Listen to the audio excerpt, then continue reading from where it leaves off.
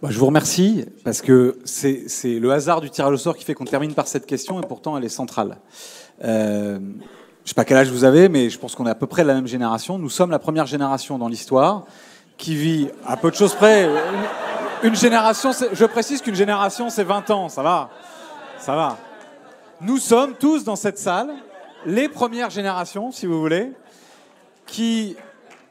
Génération sans mauvais jeu de mots pour génération, le mouvement politique, mais qui avons la certitude que nous allons vivre concrètement dans notre quotidien les effets du réchauffement climatique et de l'extinction de la biodiversité. Ça change tout.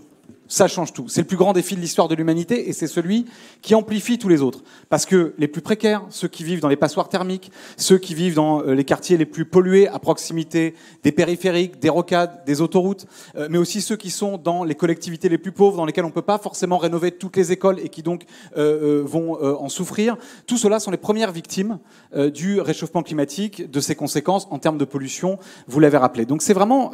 parce que l'école, elle est, ça a été dit ce matin par d'autres, ou en début d'après-midi, l'école, elle est aussi le reflet de ce qui se passe dans la société.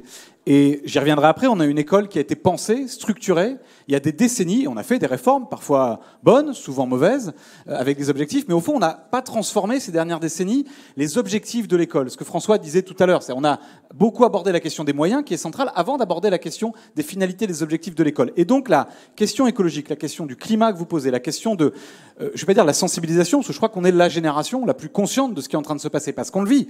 Je prends l'exemple des chiffres. À l'époque de mes parents ou de mes grands-parents, il y avait 7 journées de forte chaleur par an au maximum. Mon fils qui va avoir 1 an, il aura en 2030, donc quand il aura 6 ans, qui sera à l'école, il aura au moins 20 jours de forte chaleur par an. Ça changera complètement ses conditions de scolarité. Parce que quand vous ne pourrez plus sortir dans la cour de l'école des journées entières pour aller à la récré, quand même, parfois, vous ne pourrez plus aller à l'école parce qu'on a du retard énormément sur le bâti scolaire. Et je salue le travail de mon collègue Arnaud Bonnet à l'Assemblée nationale sur ce sujet. Et qu'il y a des écoles, moi j'en vois dans ma circonscription, qui sont neuves, qui ont été construites. C'est souvent des collectivités de droite, c'est même exclusivement des collectivités de droite. Quand vous avez des maires qui, à 4-5 ans encore, construisaient des écoles où on ne peut pas faire cours, on est obligé d'installer des climatiseurs quand il y a une canicule, ça montre aussi la déconnexion d'un certain nombre d'élus et de décideurs politiques avec la réalité de ce qu'on vit et avec la réalité des conditions d'études de nos gamins. Donc on est dans cette réalité-là. Il y a beaucoup de choses à faire. Je ne veux pas faire de la redite sur ce qui a été dit, mais bon, j'ai parlé bâti scolaire, l'adaptation. Voilà, on ne peut pas avoir des écoles qui aujourd'hui sont des passoires thermiques, sont des bouilloires thermiques, sont des espaces dans lesquels, il y a des cours bétonnés.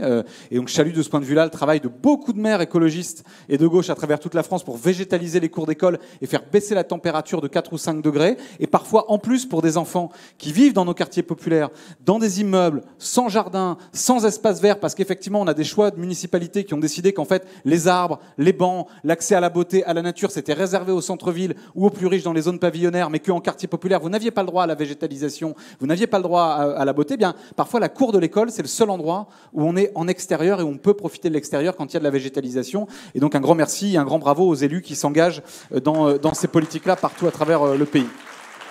Ça, c'est la première chose. François parlait tout à l'heure du droit aux vacances. C'est un combat fondamental. Parce qu'en fait, l'éveil à la nature, l'éveil à la sensibilisation, à la beauté de nos paysages qui précède souvent l'engagement écologiste. La découverte de la faune, de la flore, la découverte de ce qui fait qu'on a envie à un moment de se promener dehors et pas de se retrouver entre les balles des chasseurs, mais c'est un autre débat. Tout ça s'apprend quand on a l'occasion de pouvoir s'évader, partager. Et François a totalement raison quand il dit on ne peut pas demander aux gens d'aimer leur pays, d'être conscients de l'environnement dans lequel ils vivent s'ils ne peuvent pas accéder aussi à autre chose. Et on parlait d'inégalité. Moi, j'ai été frappé, j'ai été assistant d'éducation. Le jour de la rentrée scolaire, à 8h du matin, vous posez une question qui va vous couper la classe en deux. La question que se posent les enfants eux-mêmes, c'est toi, t'as fait quoi pendant les vacances? Et là, la classe se coupe en deux entre ceux qui ont pu partir, qui ont des choses à raconter, qui ont développé un imaginaire, qui du coup seront très doués en histoire, en géo, parce qu'ils comprendront ce que c'est une montagne, la mer, une vallée, etc. Qu'ils auront développé un imaginaire, ils se seront reposés l'esprit, et ceux qui n'ont pas pu partir, et on voit en plus que ça a un impact sur les violences intrafamiliales, sur le sentiment de solitude, sur le sentiment de relégation, d'abandon, etc., etc. Et donc ça, c'est une question centrale, parce que l'école, c'est 3 choses. L'école, c'est les moyens. on y est beaucoup revenu aujourd'hui. On ne peut pas faire mieux avec moins. De ce point de vue-là, il y a une bataille budgétaire en ce moment à l'Assemblée nationale. Je dis, la trajectoire qui nous est proposée est une trajectoire terrible pour l'école publique. Une trajectoire d'inégalité, de reproduction des inégalités, où on donne plus d'argent public aujourd'hui.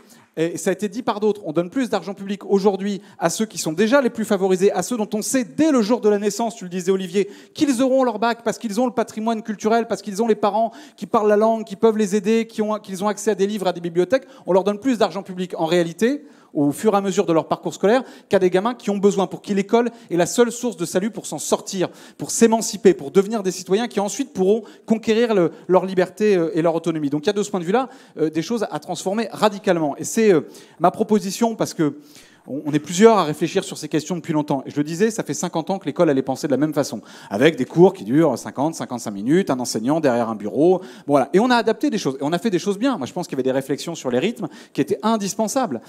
Mais on reste finalement dans le même cadre.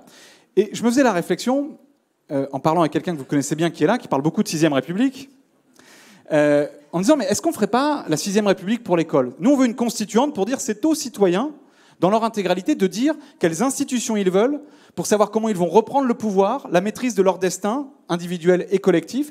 Pourquoi on ne ferait pas pareil pour l'école? Pourquoi est-ce qu'on ne mettrait pas sur pause? On fait des réformes tout le temps. Chaque ministre de l'Éducation qui arrive, et Jean-Claude disait tout à l'heure, il y en a eu 7 là, depuis 2022, il arrive, il veut la réforme avec son nom pour dire « j'ai fait quelque chose ». Et on n'a même pas le temps d'appliquer cette réforme, qu'elle est déjà remise en cause par une autre. Et on épuise les personnels éducatifs, on épuise les familles. Dans une même famille, vous avez 3 enfants, s'il y a 3-4 ans d'écart entre les 3 enfants, vous avez 3 systèmes scolaires différents en réalité auxquels ils ont été confrontés. Donc il n'y a même pas d'entraide intergénérationnelle qui peut se faire de ce point de vue-là. On met ça sur pause. On abroge Parcoursup d'abord, on revient sur un certain nombre d'horreurs faites par Blanquer d'abord, et après on fait pause, et on fait pas une convention citoyenne à la Macron. Pas un truc où on demande aux gens leur avis, puis après on fait autre chose. Non, on prend un temps de plusieurs mois dans ce pays, où on réunit autour de la table les experts de la santé de nos enfants, de la façon dont leur cerveau se développe, des experts de toutes ces technologies qui aujourd'hui percutent complètement la façon dont on enseigne. On ne dira pas « Ah, c'est pas bien les écrans et les algorithmes ». Oui, c'est pas bien, mais enfin, ils sont là. Aujourd'hui, tous les élèves ont ça dans la poche au lycée. On ne l'empêchera pas. On ne va pas faire une politique répressive, brutale, réactionnaire pour dire l'école c'était mieux avant. Non, c'était pas mieux quand les filles et les garçons étaient séparés, c'était pas mieux quand les profs pouvaient fumer en classe, c'était pas mieux quand on pouvait infliger des sévices corporels. Enfin, pardon.